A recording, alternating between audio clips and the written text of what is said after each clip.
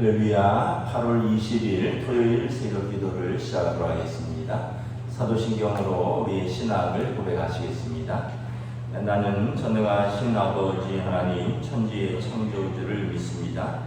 나는 그의 유일하신 아들 우리 주 예수 그리스도를 믿습니다.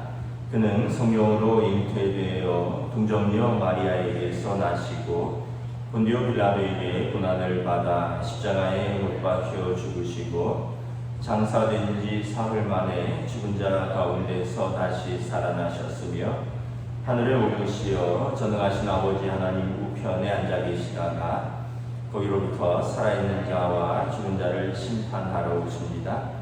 나는 성령을 믿으며 거룩한 공교회와 성도의 교제와 죄를 용서받는 것과 몸의 부활과 영생을 믿습니다. 아멘. 찬송가 620장 찬양하시겠습니다. 찬송가 620장입니다.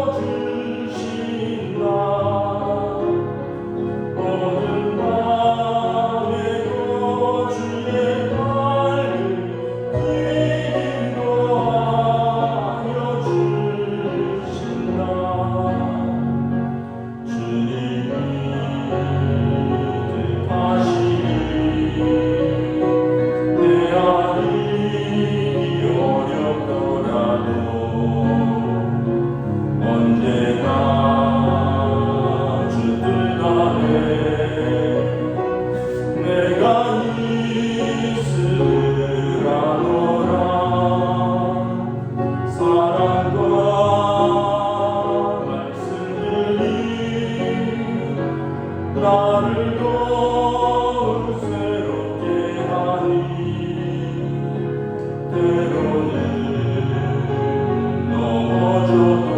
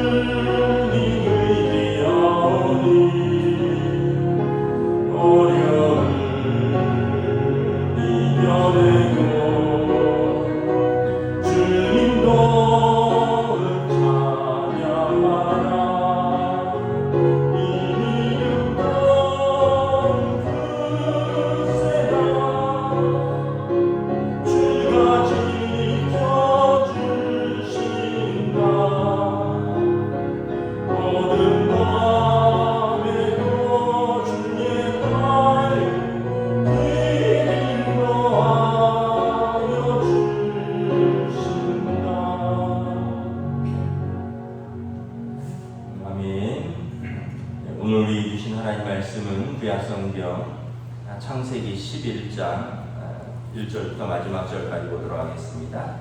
창세기 11장 1절부터 마지막 절입니다.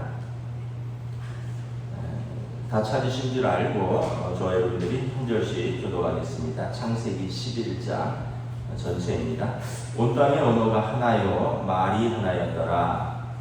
이에 그들이 동방으로 옮겨다가 시날 평지를 만나 거기 거류하며 서로 말하되 자 벽돌을 만들어 견고히 굽자 하고 이에 벽돌로 돌을 대신하며 역청으로 진흙을 대신하고 또 말하되 자 성읍과 탑을 건설하여 그 탑 꼭대기를 하늘에 닿게 하여 우리 이름을 내고 온 지면에 흩어짐을 면하자 하였더니 여호와께서 사람들이 건설한 그 성읍과 탑을 보려고 내려오셨더라. 여호와께서 이르시되 이 무리가 한 족속이요 언어도 하나이므로 이같이 시작하였으니 그 이후로는 그 하고자 하는 일을 막을 수 없으리로다. 자 우리가 내려가서 거기서 그들의 언어를 혼잡하게 하여 그들이 서로 알아듣지 못하게 하자 하시고 여호와께서 거기서 그들을 온 지면에 흩으셨으므로 그들이 그 도시를 건설하기를 그쳤더라. 그러므로 그 이름을 바벨이라 하니 이는 여호와께서 거기서 온 땅의 언어를 혼잡하게 하셨음이니라. 여호와께서 거기서 그들을 온 지면에 흩으셨더라. 셈의 조건은 이러하니라. 셈은 백세고 풍수 2년에 아르박삿을 낳았고 아르박삿을 낳은 후에 500년을 지내며 자녀를 낳았으며 아르박삿은 35세에 셀라를 낳았고 셀라를 낳은 후에 403년을 지내며 자녀를 낳았으며 셀라는 30세에 에벨을 낳았고 에벨을 낳은 후에 403년을 지내며 자녀를 낳았으며 에벨은 34세에 벨렉을 낳았고 벨렉을 낳은 후에 430년을 지내며 자녀를 낳았으며 벨렉은 30세에 르우를 낳았고 르우를 낳은 후에 209년을 지내며 자녀를 낳았으며 르우는 32세에 수룩을 낳았고 수룩을 낳은 후에 207년을 지내며 자녀를 낳았으며 수룩은 30세에 나홀을 낳았고 나홀을 낳은 후에 200년을 지내며 자녀를 낳았으며 나홀은 29세에 데라를 낳았고 데라를 낳은 후에 119년을 지내며 자녀를 낳았으며 데라는 70세에 아브라함과 나홀과 하란을 낳았더라. 데라의 족보는 이러하니라. 데라는 아브라함과 나홀과 하란을 낳고 하란은 롯을 낳았으며 하란은 그 아비 데라보다 먼저 고향 갈대아인의 우르에서 죽었더라. 아브라함과 나홀이 장가 들었으니 아브라함의 아내의 이름은 사레며 나홀의 아내의 이름은 밀가니 하란의 딸이요 하란은 밀가의 아버지이며 또 이스가의 아버지더라. 사레는 임신하지 못함으로 자식이 없었더라. 데라가 그 아들 아브라함과 하란의 아들이 그의 손자 롯과 그의 며느리 아브라함의 아내 사레를 데리고 갈대아인의 우르를 떠나 가나안 땅으로 가고자 하더니 하란에 이르러 거기 거류하였으며 데라는 나이가 205세가 되어 하란에서 죽었더라. 아멘. 할렐루야. 오늘 토요 새벽 기도에 나오신 그 성도들을 주님의 이름으로 환영하고 축복합니다. 한번 서로 인사하겠습니다. 한 주간 평안하셨습니까?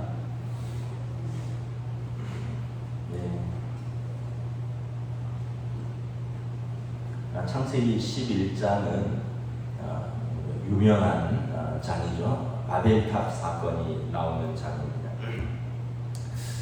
인류가 이제 점점 나름대로 과학과 기술과 문화가 발달을 합니다. 그리고 사람들이 이제 모여서 새로운 어떤 높은 치적을 쌓자. 그래서 오늘 1절부터 4절에 보면 이 사람들이 벽돌로 도시와 탑을 세우기로 마음먹습니다. 시나이 땅은 어디냐 하면 바벨론의 고대 명칭입니다. 이라크 땅입니다. 지금 이라크 땅. 그래서 사실은 메소포타미아 문명이라고 하는 4대 문명의 발상지이긴 한데 그 이전에 이제 또 수메르인이라고 해서 수메르인들이 그 땅에서 문화를 먼저 또 세웠습니다. 이 문명이 수메르 문명인데 쇠기 문자라고 해서 화살 모양의 어떤 그런 것으로 언어를 표현했고요. 그리고 이제 그 바벨탑이라고 오늘 같은 진흙과 벽돌로 또 이런 것을 이용해서 그 벽돌을 굽고 또 그것으로 뭐 진흙을 바르고 이런 식으로 해서 이제 건축물을 세운 그 높은 탑들이 발견되는데 지글랏이라고 해서 세계 7대 불가사의 중에 하나입니다. 뭐 7대 불가사의가 뭐 몇 개가 있죠.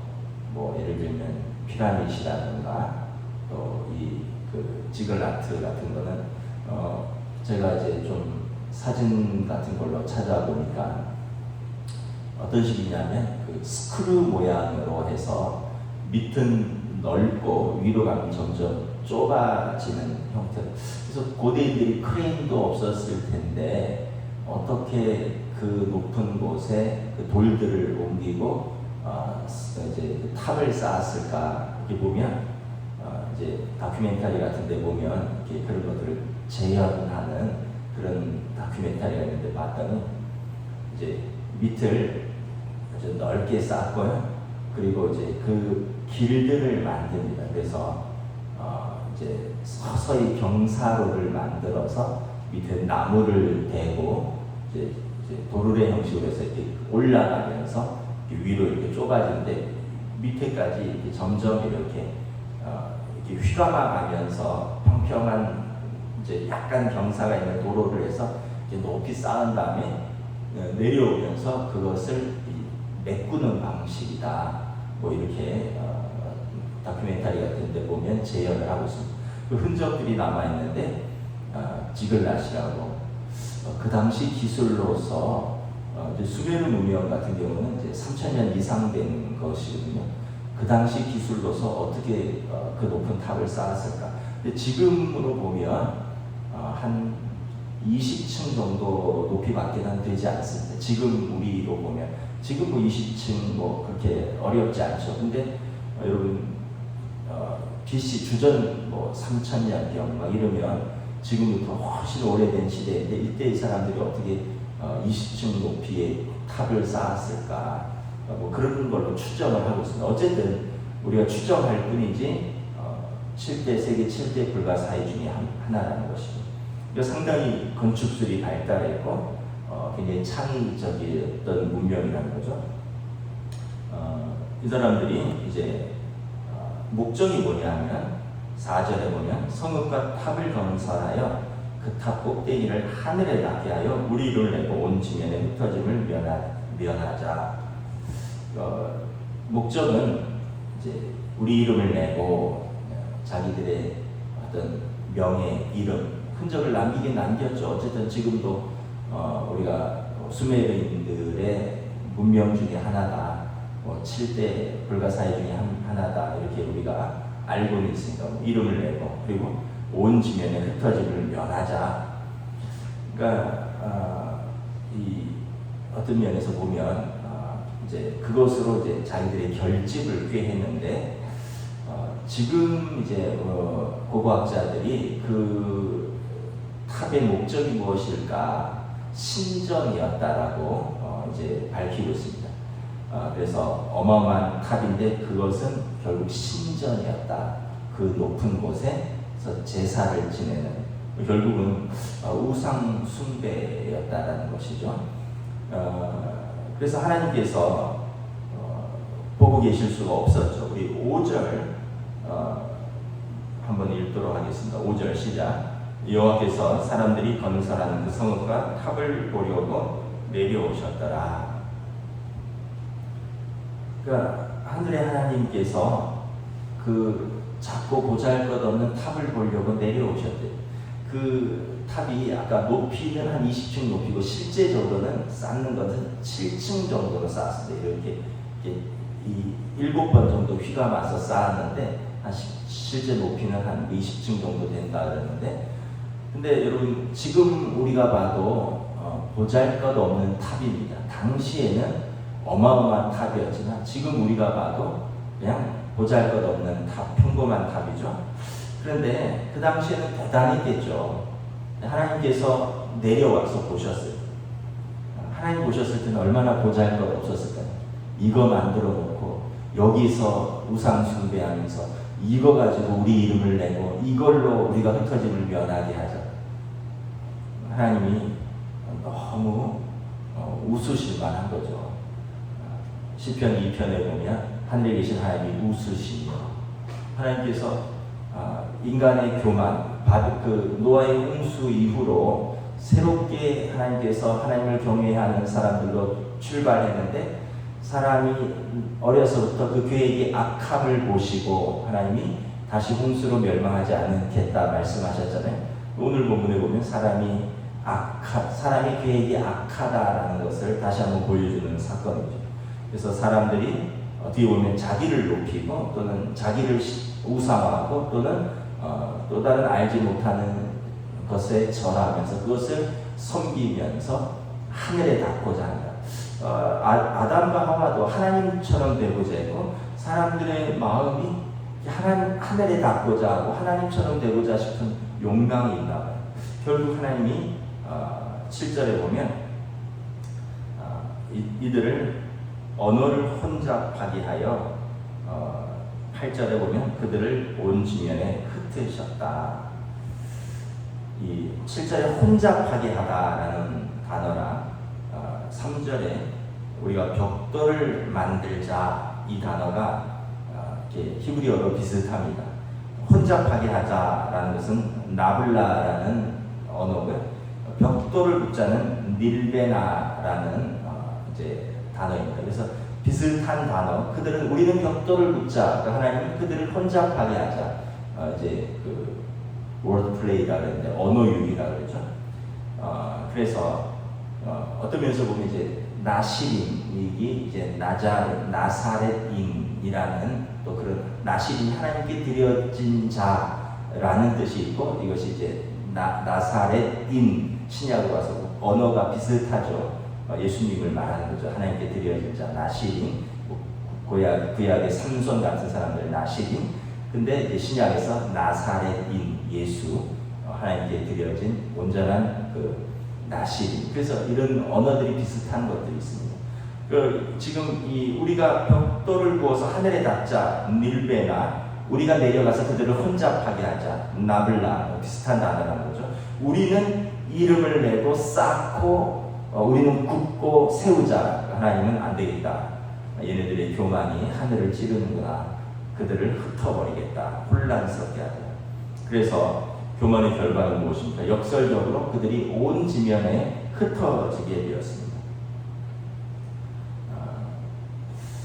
어떻게 보면 우리 그 과학, 기술, 문화라는 것이 대단하죠. 대단한데 또 어떻게 보면 별로 또 어떤 면에서 보면 참 대단하지 않은 것일 수도 있어요. 우리가 대단하다고 느끼는 것이 우리가 익숙해져서 그렇지만, 제가 처음 휴대전화를 샀을 때가 96년 겨울이었어요. 96년 겨울, 97년 봄인가, 하여튼 96년에서 97년 넘어가는 그때인데, 그때는 사실은 휴대전화는 그 회사에서 부장님들만 가지고 계시는 막 벽돌만한 거, 한 200만 원 하는 거, 차에도 연결되고 이런 것이었고, 근데 이제 신입사원인 저도 이렇게 샀었죠, 처음에. 근데 지금은 어때요? 지금은 유치원생도 다 가지고 있잖아요. 연락이 돼야 되니까. 그런데 또 한편으로는 보면 그런 시대에 살고 있는데, 우리가 코로나는 지금 3년째 극복을 못하고 있잖아요. 무슨 조그만 바이러스인데 그러한 기술을 가진 문명이 3년째 헤매고 있습니다. 지금 4차 대유행 같은데 지금 우리나라에서 14, 5만 명씩 요즘 나오고 있잖아요. 제가 아는 분은 지금 2번째 코로나에 걸렸다라고, 작년 10월에 그 델타에 걸렸는데 이번에 그 오미크론의 하위 바이러스죠. 또 걸렸다고. 그래서 증상은 어떠냐라고 물어봤더니 감기 증상하고 비슷합니다. 그냥 목이 따끔따끔하고. 그래서 지금 이게 도대체 극복이 되는 건가, 아니면 그냥 이대로 치료약도 나왔다 하고 백신 맞으면서 작년 8월에 걸렸으면은 10개월밖에 안 됐는데 이제 면역력이 또 소멸됐다고 본 거죠.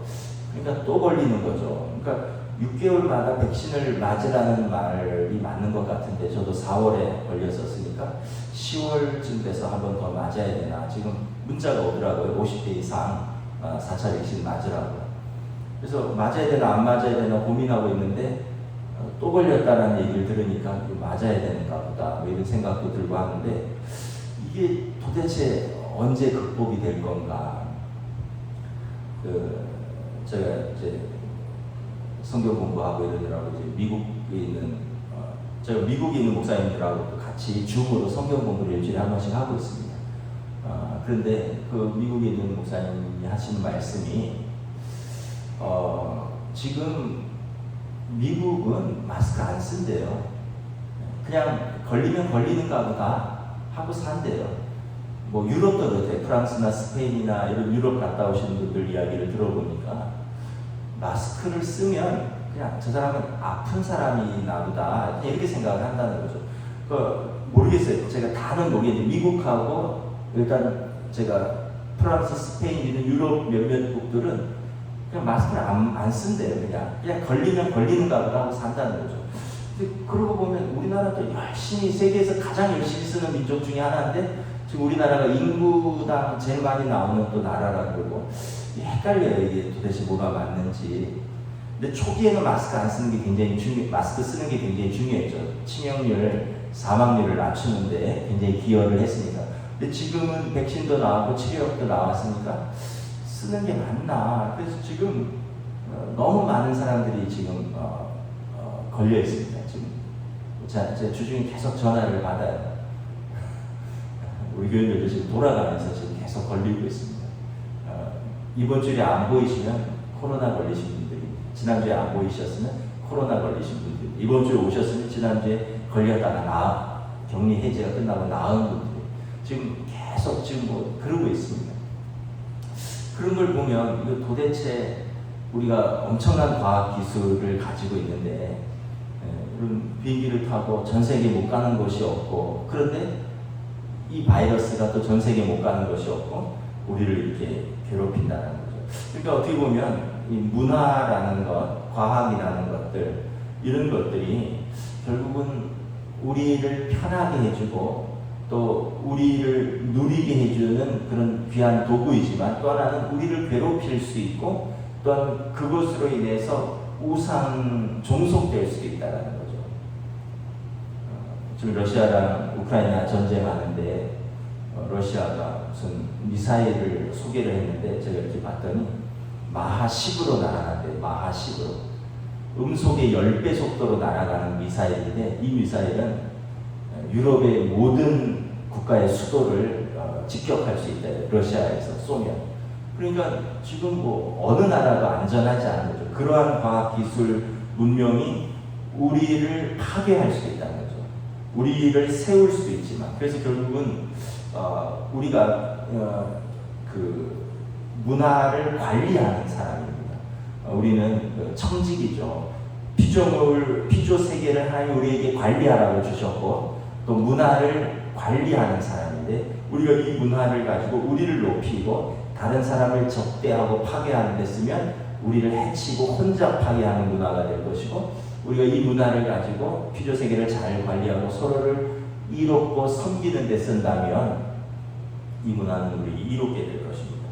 결국은 이 처음 문화들은 자기의 이름을 내고 그리고 자기들의 결속과 그리고 우상 숭배에 종속되면서 하나님께서 그 문화를 혼자 파괴하고 흩어버리셨다라고 말씀을 하고 있는 것입니다. 그래서 오늘 우리가 이 시대의 문화를 잘 분별해야 할 것입니다. 무엇이 하나님께 적대적인 문화인가, 우리 이름을 내고 하나님께 대적하는 문화인가, 아니면 우리가 이것으로 하나님을 섬기고 하나님께 영광 돌리고 이웃을 섬기는 아름다운 문화인가. 아무런 문화를 그대로 받아들일 수 없다는 거죠. 우리가 분별력 있게 받아들여야 된다는 거죠.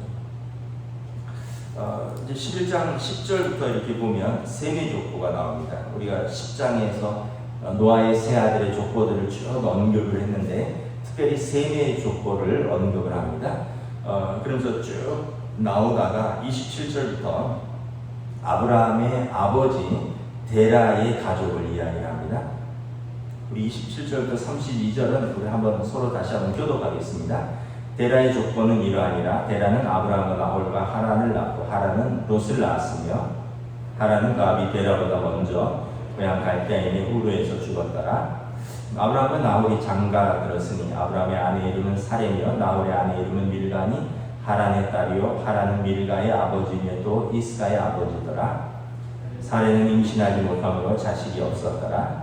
데라가 그 아들 아브라함과 하란의 아들인 그의 손자 롯과 그의 며느리 아브라함의 아내 사레를 데리고 갈대인의 우르를 떠나 가나안 땅으로 가고자 하더니 하란에 이르러 거기 거류하였으며 데라는 나이가 205세가 되어 하란에서 죽었더라. 우리가 간단하게 데라의 가족을 소개하고 있죠. 데라에게 사명제가 있었죠. 아브람과 나홀과 하란을 낳았고, 그리고 사명제 중에 막내인 하란이 롯을 낳고 먼저 죽었더라. 하란의 그 이름을 통해서 우리가 이제 추측할 수 있는 것은 데라가 하란을 낳을 때 하란에 머물렀을 것이다. 하란은 어디냐면 이 사람들은 갈대아 우르에서 살았는데 갈대아 우르는 지금 그 우르 지역은 이 유프라테스 강과 티그리스 강이 만나는 그 지역입니다. 그러니까 지금 어떤 면에서 보면 저도 뭐 정확히 가보질 않아서 그냥 추정할 뿐인데 그쪽 두 강이 만나고 그리고 그쪽으로 있어서 바다가 연결되는 뭐 이라크 땅이면서 뭐 쿠웨이트 뭐 인접지가 아닐까 뭐 이런 생각을 하는데 뭐 하여튼 그 지역인데 하란은 어디냐면 유프라테스 강 중간쯤입니다. 그러니까 위쪽에 살다가 아래쪽으로 내려왔다는 거죠. 왜냐하면 아래쪽이 아까 말했던 그 수메르 문명이 발달한 곳입니다. 그러니까 위쪽에 강가에 살다가 아래쪽에 문명이 창대한 그곳을 아까 말씀드린 바벨탑이 세워진 그 창대한 문명이 있는 쪽으로 내려왔습니다. 그런데 그곳에 내려와서 데라의 가정에 어려운 일들이 많이 생기죠. 막내 아들 하란이 죽습니다.